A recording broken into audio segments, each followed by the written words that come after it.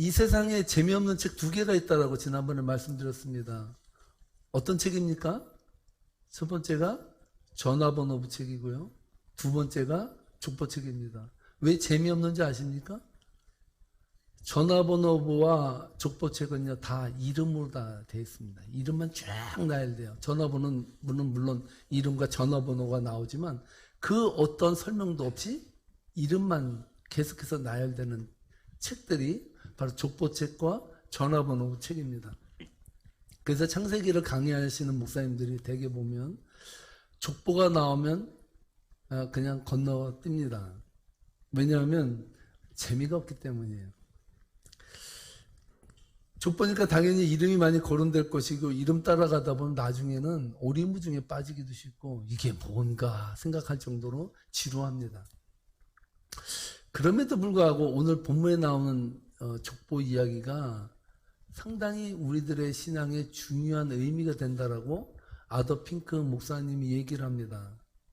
왜 중요하냐면 오늘 본문 10장에 나오는 이 노아의 족보 이야기가 바로 이스라엘 백성에게는 아주 중요한데 그것은 믿음의 조상 아브라함의 족보와 연결되는 가교 역할을 하는 장이 바로 저희가 읽은 창세기 10장의 족보 이야기라는 거예요. 그래서 그 의미와 상징만으로도 이 노아의 이야기, 족보 이야기인 창세기 10장은 우리들에게 중요하다는 것입니다. 여러분도 잘 알다시피 창세기는 창조시대 때 쓰여진 것입니까? 아니죠.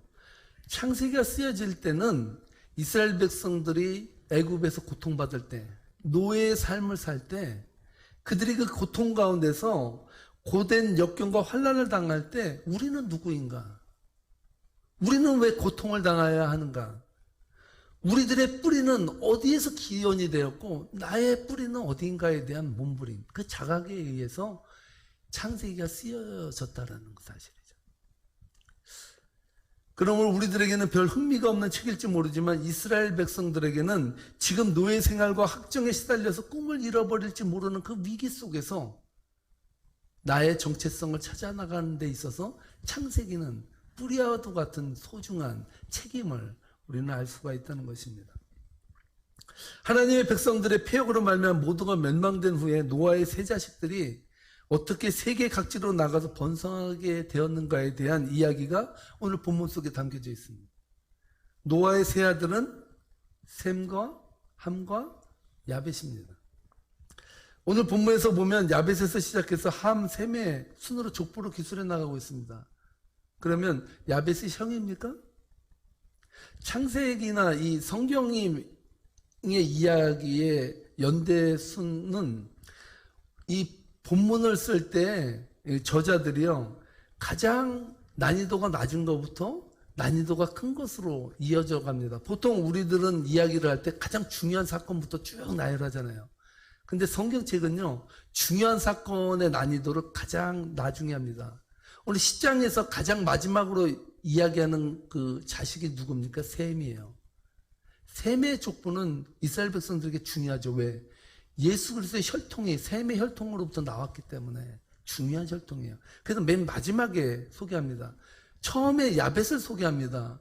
야벳을 소개할 때 야벳은 난이도에서 세 형제 중에서 가장 중요하지만 다른 두 형제보다는 덜 중요하게 취급된다라는 것을 볼 수 있는 것입니다. 오늘 본문 10장에서 야벳, 함, 셈의 순서로 족보를 기술하는 이유는 그 나의 순이 아니라 중요도 순서라는 것을 말씀드렸습니다.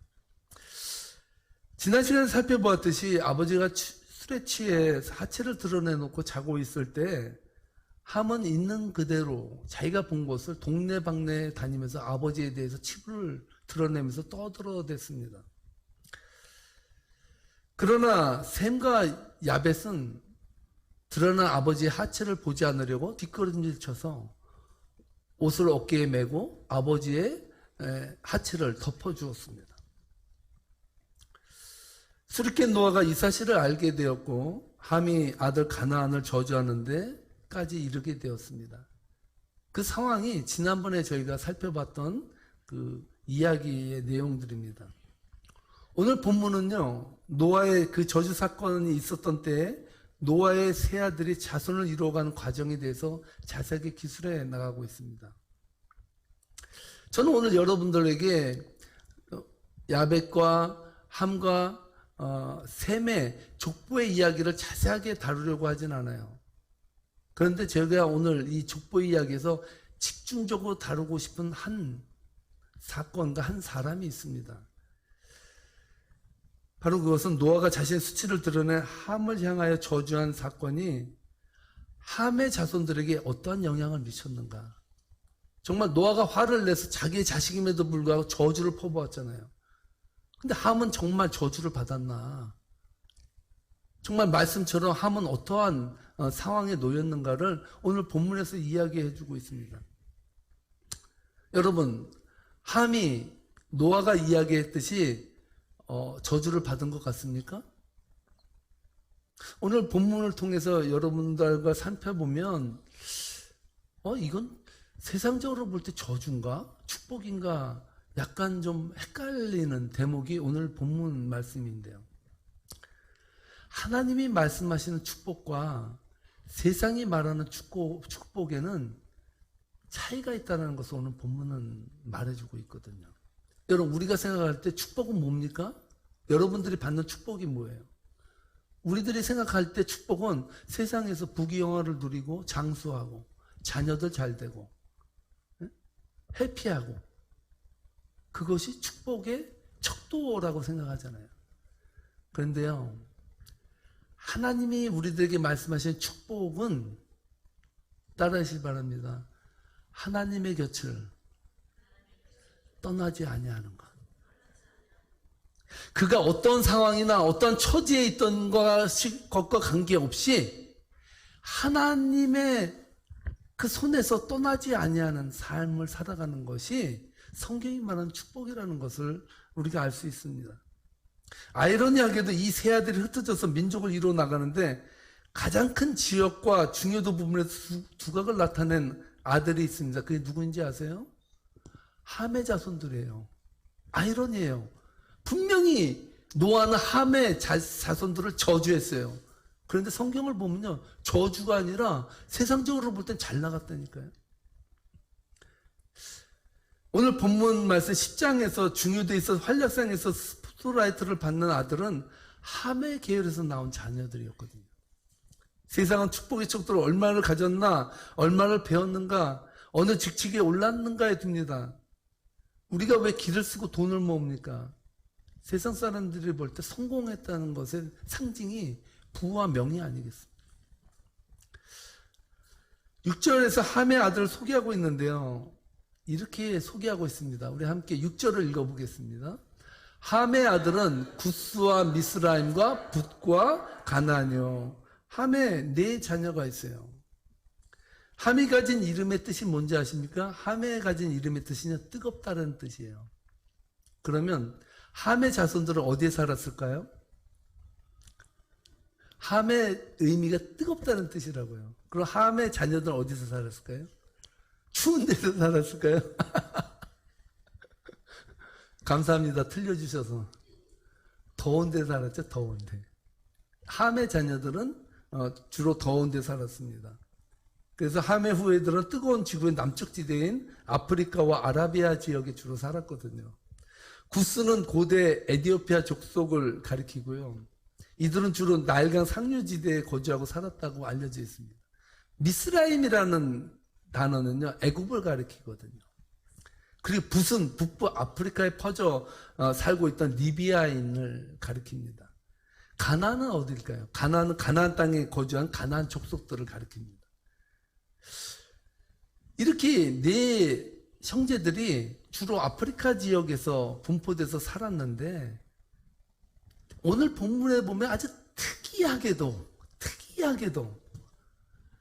특이한 사람 한 사람을 우리들에게 거론하고 있거든요. 이 사람은 얼마나 특별한지 구스의 자식들을 다 소개하고 나서 함의 족보에서 이후에 다루고 있거든요. 함께 7절로 8절 말씀을 읽어보겠습니다. 구스의 아들은 스바와 하일라와 라마의 아들은 스바와 드단이며 구스가 또 니므롯을 낳았으니 그는 세상의 첫 용사라. 네 자녀를 먼저 딱 이야기한 뒤에 구스가 또 하나를 낳았다는 거예요. 그의 이름이 니므롯이라는 거예요. 그런데 거기에 또 첨가한 말이 나와요. 그는 세상의 첫 용사라 이렇게 말하고 있다는 거예요. 여러분 구스의 아들을 소개하다가 갑자기 구스가 자식 하나 더 낳았다는 이야기를 꺼내고 있다는 거예요. 그 사람이 니므롯이에요. 오늘 본문에서 이름만 기술하는 족보책에 그의 행적과 치적까지 기술하고 있다는 거예요. 여러분 중요하지 않습니까? 전화번호부 책에 여러분 돈을 좀 더 내면 어떻게 해주는지 아십니까? 그 전화번호부 책에 이름을 좀 더 크게 해줘요. 돈을 좀 더 내면. 그런데 여러분 족보책에 아무리 위대한 일을 했어도요, 족보책에 그 사람의 직책과 그 사람의 치적과 그 사람이 어디에 살았는지 언제 죽었는지 이걸 다 쓴 족보책 여러분 봤습니까? 전 여태까지 족보책을 봐도요, 그 사람 이름만 쭉 나열하지 거기다가 이 사람이 직업이 뭐였고 어디 살았고 어떤 일을 했다는 거를 쓴 족보책은 여태까지 한 번도 못 봤어요.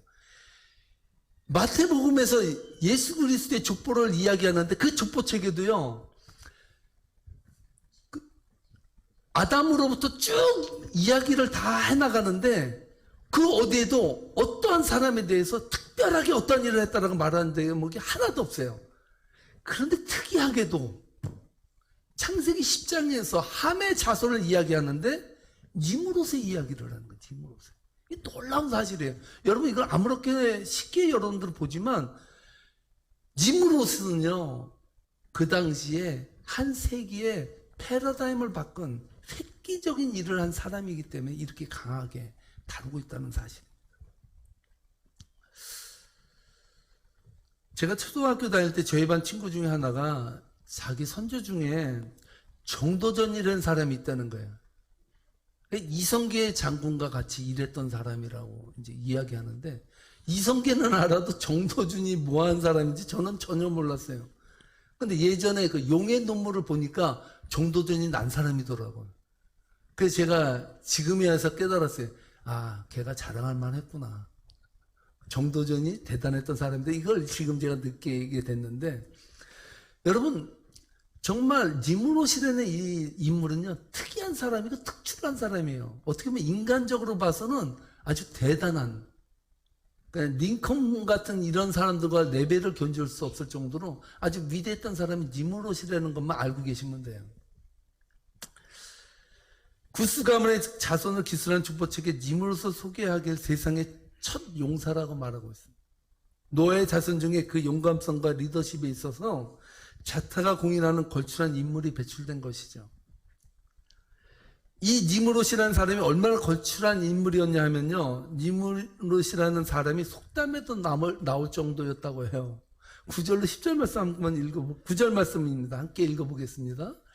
그가 여호와 앞에서 용감한 사냥꾼이 되었으므로 속담에 이르기를 아문은 여호와 앞에 니므롯같이 용감한 사냥꾼이로다 하더라. 니므롯이 얼마나 용감했냐면, 용감한 사람들이 나올 때마다 저 사람 니므롯같이 용감하네? 야, 저 사람은 니므롯과 같은 그런 용맹성을 가지고 있는 사람이야, 이렇게 말했던 거예요. 그러니까 쉽게 말하면 니므롯은요, 그 당시에 용감함의 하나의 표상이 됐던, 표본이 됐던 사람이 니므롯이 대단한 사람이에요. 용감함에 있어서는 타의 추종을 불허했던 사람이 니므롯이에요.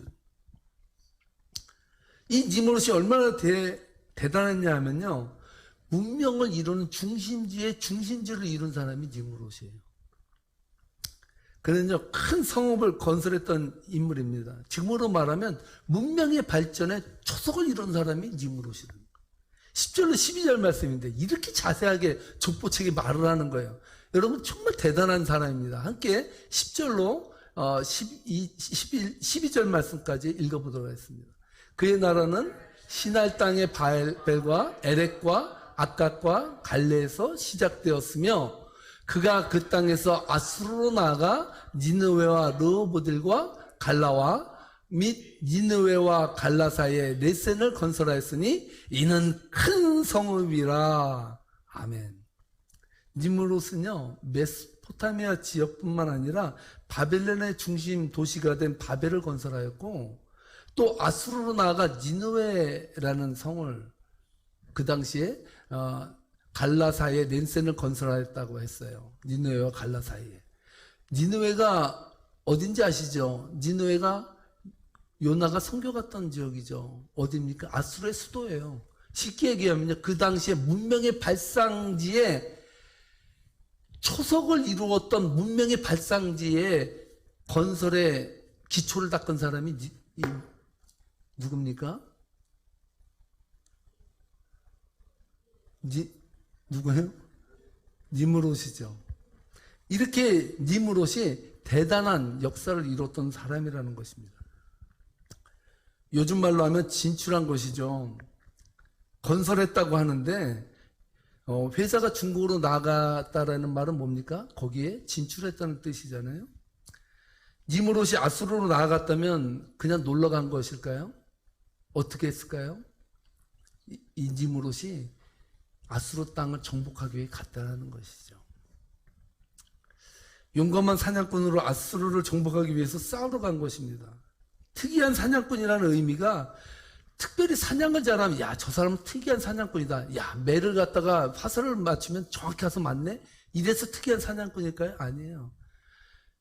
니므롯은요, 싸움을 잘하는 거예요. 어디 가나 용맹함을 가지고 이런 동물들을 죽이는 것뿐만 아니라 전쟁에 나가서 승리하는 사람이 니므롯이었다는 것을 알 수가 있는 것입니다.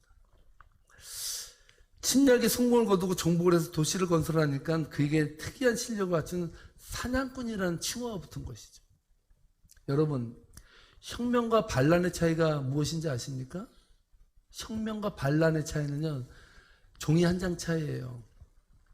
혁명이 성공을 하면 혁명이고요, 혁명하다가 여러분 실패하면은 반란이 되는 거예요. 그 반란군이 되는 거냐, 혁명군이 되는 거냐는요, 역사가 강자의 편에서 쓰여지기 때문에 혁명에 성공을 하면 성공한 거 혁명군이 되고요, 혁명에서 실패하면요 반란군이 되는 거예요. 반란군. 그래서 여러분, 세상의 역사는요 강자의 역사예요. 역사가 진실하다 그러는데 거짓말이에요.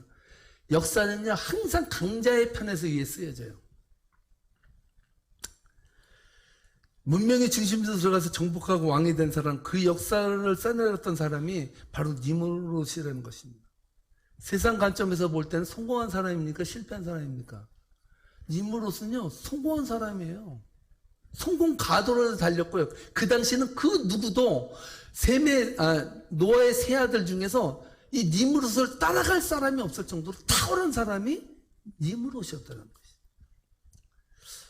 여러분, 그런데 문명의 역사가 아무리 화려하고 거창해 보여도요, 사실은 그 안을 들여다보면 침략과 정복, 약자는 강자에게 당할 수밖에 없는 약육강식이 일어났던 현장의 역사에 우리는 있다는 것을 알 수 있어요.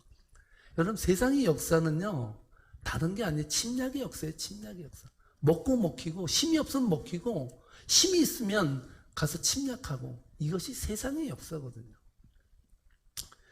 이것을 세상은요 번영과 축복을 향해 가기 위해 어쩔 수 없이 치러야 하는 대가라고 말합니다. 내가 싸워서 이기면 승리고요, 남이 우리를 침략하면 그건 침탈이에요. 어느 방향에서 그 역사를 보내에 따라서 이렇게 다르다는 것을 알 수 있습니다. 니므롯이 당대에 환영받고 칭송받고 용감한 용사의 표본이 된 것은 세상 역사가 강자에 의해서 쓰여졌기 때문인 것이죠. 저는 하루에 한 번씩은 꼭 우크라이나 소식을 듣습니다. 왜 듣는지 아세요? 저는 우크라이나 소식을 들을 때마다 기도해요. 뭐라고 기도하냐면요, 하나님, 강자가 힘으로 눌러서 약자에게 눈물을 흘리게 하는 이 역사를 종결시켜 달라고. 적어도 이 세상의 역사가 강자에 의해서 쓰여지는 역사가 되지 말게 해달라고. 세상 사람들은 이상하죠? 힘이 있고 강해지면요, 99을 가졌으면요 하나를 꼭 가서 뺏어야 직성이 풀려요. 그것이 인간이에요, 인간. 이게 저는 죄성이라 생각하거든요. 하나님이 강자에 의해서 쓰여진 역사가 아니라 약자에 의해서 약자를 보호하는 그러한 나라에서 살도록 하나님 이 세상을 평화롭게 만들어달라고 저는 기도하고 있습니다. 니무롯과 같이 걸출한 영웅들이 출현해서 세상을 피바다로 물드는 아픈 역사를 중단시켜달라고 우리는 기도해야 된다는 거예요. 이런 의미에서 여러분, 이 세상은요, 다 내가 왕이에요. 내가 왕이로소이다 라고 고백을 합니다. 이런 의미에서 여러분은 왜 하나님을 믿습니까? 왜 여러분은 예수님을 인생의 구주의 왕으로 여러분 섬기십니까? 저는요, 성경의 역사에서 한 번도 하나님의 정의가 약자에 의해서 완전히 짓밟히며 끝나버린 역사는 한 번도 없었어요. 하나님은요, 약자의 울음소리에 응답하시고, 다윗이 그 우리아의 아내를 범하고 우리아를 죽음에 내몰았던 왕으로서 무소불위의 그 힘을 행사했던 그 자리에서도 하나님은 나단을 보내서 다윗을 책망하셔요. 왜냐하면 하나님은 정의 편이시기 때문에.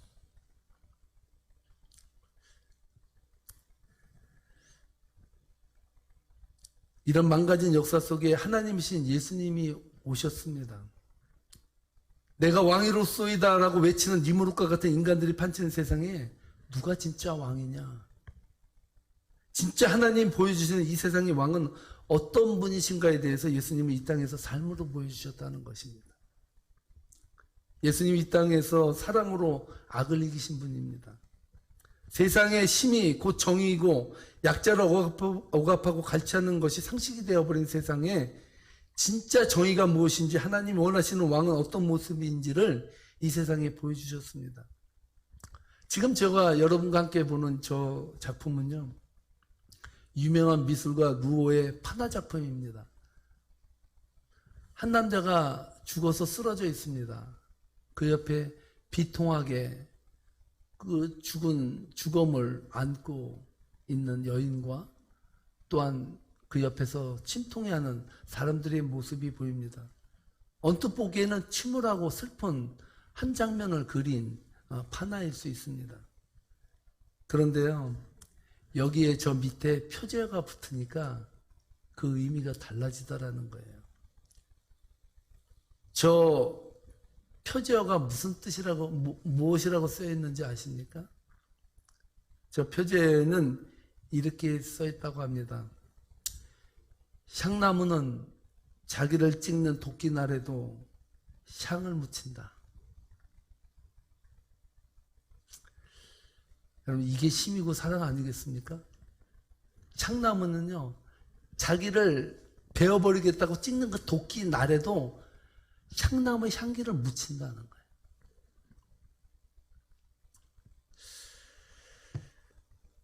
내가 왕이라고 착각하고 생각하고 살아가는 우리들을 향해서 함의 자손 중에 출현한 성공가들을 달리는 니무롯을 통해서 진짜 역사의 왕은 누구인가를 본문은 대묻게 하고 있습니다. 베드로전서 2장 22절로 25절 말씀에서는 베드로 사도가 이렇게 고백합니다. 그는 죄를 범하지 아니하시고 그 입에 거짓도 없으시며 욕을 당하시되 맞대어 욕하지 아니하시고 고난을 당하시되 위협하지 아니하시고 오직 공의로 심판하시는 이에게 부탁하시며 친히 나무에 달려 그 몸으로 우리 죄를 담당하셨으니 이는 우리로 죄에 대하여 죽고 의에 대하여 살게 하려 하심이라. 그가 채찍에 맞음으로 너희는 나음을 얻었나니 너희가 전에는 양과 같이 길을 잃었더니 이제는 너희 영혼의 목자와 감독 되신 이에게 돌아왔느니라. 사랑하는 성도 여러분, 내가 왕이라고 착각하는 이 시대 속에서 여러분들의 인생의 진짜 왕은 누구입니까? 니무롯입니까? 아니면 하나님입니까? 오늘 이 시간 여러분들이 어떤 결단을 하느냐에 따라서 여러분의 인생이, 여러분의 신앙의 고백이 달라질 줄 믿습니다. 함께 기도하시겠습니다. 우리는 기도할 때마다 하나님은 내 편이라고 기도합니다. 링컨이 말했듯이 하나님이 우리 편이 되달라고 기도하기 전에 내가 먼저 하나님의 편에 서 있는가를 보라고 말했습니다. 하나님, 이 세상은 다 내가 왕입니다. 세상 사람들은 자기 잘난 맛에 삽니다. 니무롯과 같이 화려하고 탁월한 명성이 있는 사람들을 찾고 그를 왕으로 삼아 인생의 발판을 삼을 때가 얼마나 많은지, 오늘날 그리스도인들조차도 하나님의 왕이 아니라 이 세상의 번영이 축복이 왕이 되어버린 시대 속에 저희가 매몰되어 살아감을 고백합니다. 성령이 오늘 이 시간 저희들의 심령 가운데 성령을 보내주시옵소서. 하나님의 은혜를 보여주옵소서. 그래서 우리들의 입술을 통해서 이 세상의 진짜 왕이 우리 하나님 아버지라고 고백할 수 있는 인생 되도록, 하나님 그렇게 살아가도록, 하나님의 정의가 이 땅에 강물같이 흐를 수 있도록, 우리가 악의 편에 서지 아니하도록 매일같이 저희를 돌아볼 수 있도록 하나님 축복해 주셔서 선하신 하나님을 증거하며 고백하는 인생 되도록 축복해 주옵소서. 하나님, 기독교의 역사 가운데 한 나라가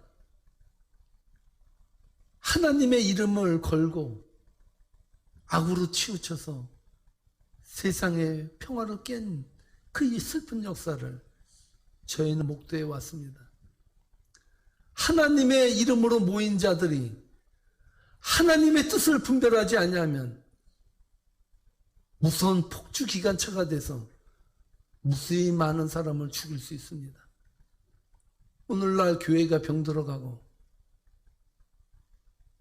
왕이 되어가는 이 시대 속에 함몰되어가는 니무롯과 같은 이 세상 속에 진짜 하나님의 왕이 약자의 눈물을 닦아주며 정의를 강같이 흐르게 하는 놀라운 역사가 일어나는 역사의 현장임을 고백하는 저희들 되도록 축복해 주셔서 죽어있는 믿음이 아니라 살아있는 믿음으로 생동감 있게 고백할 수 있도록 축복해 주옵소서. 이제는 우리 주 예수 그리스도의 은혜와 아버지 하나님의 무한하신 사랑과 성령님의 교통하심이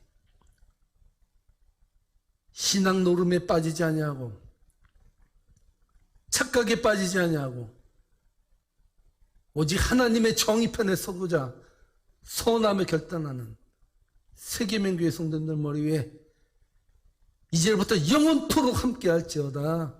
아멘.